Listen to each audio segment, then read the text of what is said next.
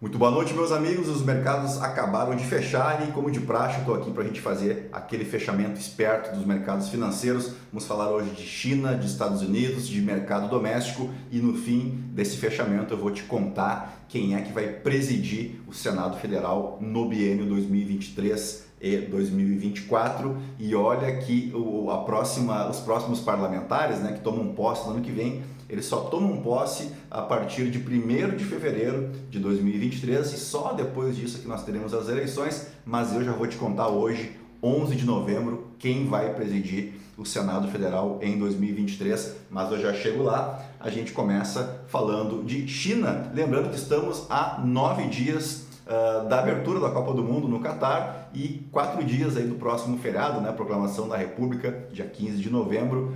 Coisa boa, né? Então a semana que vem já começa com uma notícia boa, temos feriado. Voltamos para a China então, vamos falar hoje sobre o fechamento asiático, né? Que foi majoritariamente em alta, todos os principais índices asiáticos fecharam em alta, refletindo uma notícia que não chegou hoje aqui no Ocidente, né? Desde ontem a gente já tinha notícias de uma maior flexibilidade do governo chinês em relação à sua chamada política Covid-0, né? Então a gente tem já um certo relaxamento para viajantes que estão desembarcando na China, a quarentena já não está tão rígida assim, e isso, claro, movimenta os mercados do mundo inteiro, porque a China tende a ter uma maior procura aí por commodities, especialmente falando agora do cenário brasileiro. A gente vai ver como a Bolsa Brasileira respondeu, né, a essa maior flexibilização então lá na China, mas fica lá mais para o final desse fechamento. Vamos falar de Estados Unidos. Bom, Estados Unidos ainda lambendo as suas feridas, a sua eterna contagem dos votos. No Senado teremos um aperto, né, um equilíbrio muito maior entre republicanos e democratas. Hoje cedo os republicanos conseguiram colocar uma vaga de vantagem. Na Câmara já está praticamente decretada a maioria republicana, ainda que não tenha sido da maneira como se projetava, né, através das pesquisas eleitorais, se projetava um cenário mais favorável aos republicanos, mas no fim das contas eles conseguiram o que eles queriam, né, com o primeiro objetivo, que é a maioria na Câmara americana. E lembrando que nos Estados Unidos isso não é tão incomum assim, né? Normalmente acontece nessa eleição de meio de temporada, né, que eles chamam, os americanos têm por hábito eleger um congresso normalmente antagônico à presidência, tá? Mas a notícia mais importante dos Estados Unidos nessa semana certamente foi a inflação, né, através do CPI, que é o principal indicador de inflação dos Estados Unidos, que foi divulgado na quinta-feira e indicou pela primeira vez um recuo, né, um arrefecimento da inflação, e isso já está muito perceptível na curva de juros americanas. Eu estou colocando no meu stories aqui a projeção para essa curva, tá? Se fala agora que ela vai chegar a 5%, no primeiro, segundo trimestre do ano que vem, e depois ela começa então a sua curva descendente, provavelmente ficando lá em 3%, 4%, 3%, 3,5% para 2024. Por que isso é legal em vários aspectos? Primeiro, porque para nós brasileiros, com um mercado emergente, quanto mais a gente tiver essa concorrência, né, do país, da maior economia do mundo, pagando uma taxa entre 5% e 6%, que era a projeção da semana passada, pior para a gente, né, porque o gringo pensa duas vezes antes de colocar o dinheiro dele aqui no meio dessa confusão política, fiscal, institucional, né, se ele tem uma economia mais robusta, pagando uma taxa de 5%, 6% ao ano, para ele é muito mais confortável levar o seu dinheiro para os Estados Unidos, comprar treasuries ou investir em empresas norte-americanas. Então, primeiro aspecto, por que isso é bom para a gente aqui no Brasil, a gente pode puxar um gancho aí com o fechamento semanal do dólar, mas não em relação ao Brasil, tá? A gente chega lá também, mas o dólar teve a sua pior semana desde 2020 em relação às suas moedas pares, né? Outras moedas fortes, como o franco suíço, a libra, o próprio iene. E por que isso é interessante? Justamente por conta desse fenômeno inflacionário. Se a gente tiver o consumidor americano com uma moeda em tese mais fraca, né, mais enfraquecida, isso diminui o poder de compra do americano e ajuda então o Federal Reserve a manter a inflação desaquecida. Certo?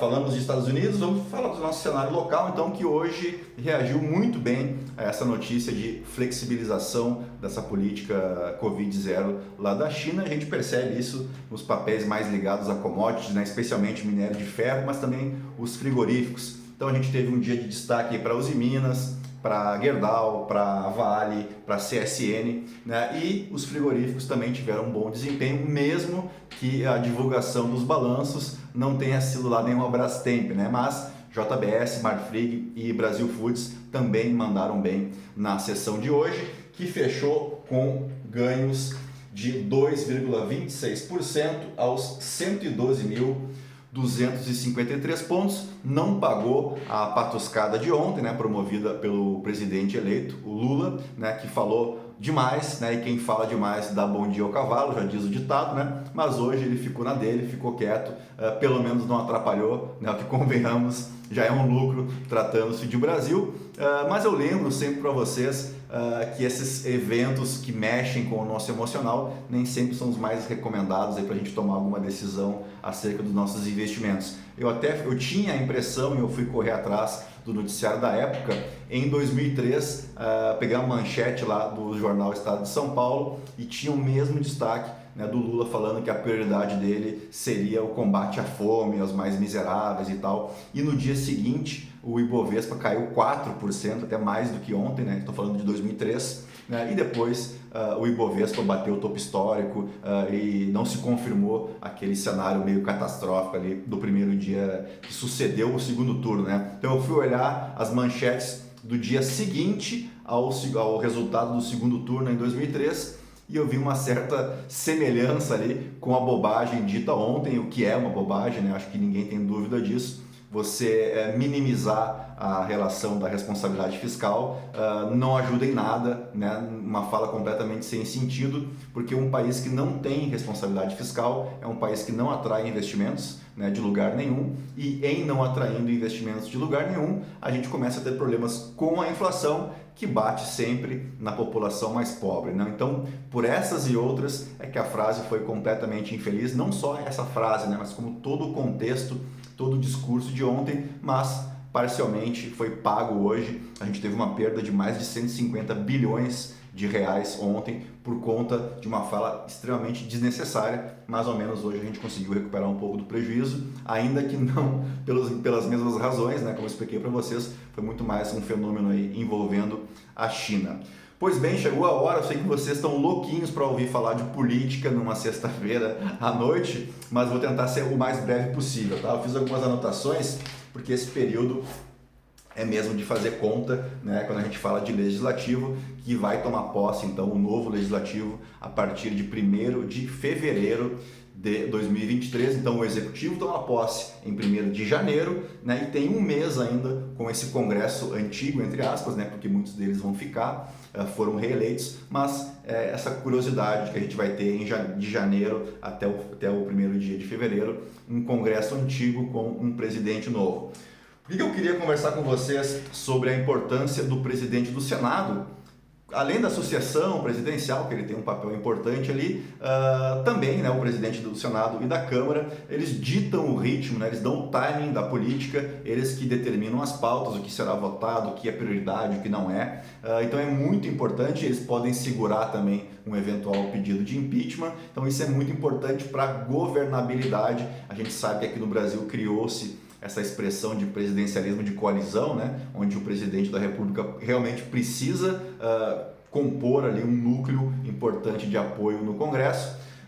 Se na Câmara a gente tem uma indefinição, e por quê? Porque nós temos o Arthur Lira querendo a sua reeleição a partir de 2023 e ele deve ter o apoio do seu partido, né, o PP, mas também do PL, que hoje é a maior bancada tanto na Câmara quanto no Senado, e também do Republicanos, imagino eu, né, que esteve ao lado aí de todo o governo Jair Bolsonaro. Esses partidos, esse bloco de 3 partidos, então vai deixar de ser situação em 2023, vai passar a fazer oposição.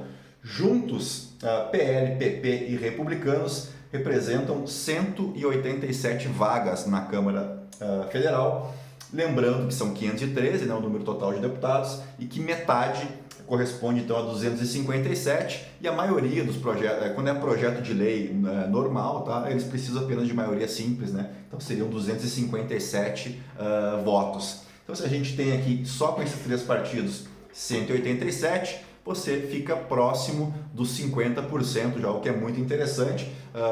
para a oposição ou não, né? É um número robusto. Do outro lado, a gente tem o que a gente pode chamar de base governista para 2023, até agora confirmados, o PT e o MDB. Quando eu digo PT, eu digo toda a coligação, tá, que esteve ao lado de Lula, que representa 80 cadeiras na Câmara dos Deputados. Se somarmos então PT mais MDB, nós temos 122 cadeiras, o que é bem inferior, convenhamos, né, às 187 cadeiras de PL, PP e republicanos. Aí que entra em jogo dois partidos que eu acho que são muito importantes para a gente ficar de olho agora nessas próximas semanas.